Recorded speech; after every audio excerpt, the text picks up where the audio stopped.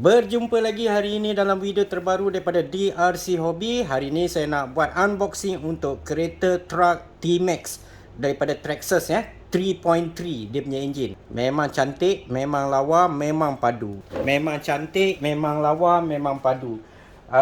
Dia punya scale dia 110 tapi dia 110 untuk US spec, jadi dia besar. Dia kira kalau macam Asia punya ni kira 18 lah. Okay, kita nak tengok bahagian dalam ya. Memang cantik, memang lawa, memang padu.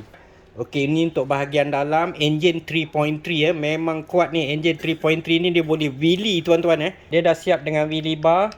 Ini bermaksud truck ni walaupun truck nitro tapi dia boleh wheelie.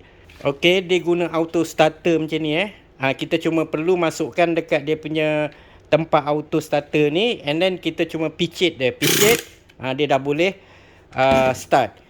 Ini kelebihan untuk Traxxas Memang kuat, padu, lasak ya, memang sangat berbaloi, memang cantik, memang lawa, memang padu. Tmaxx Traxxas.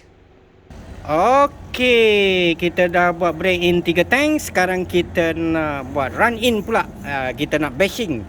Kita nak test bashing. Okey, kita start. Auto start. Picit saja. Yeah, macam tu saja, senang.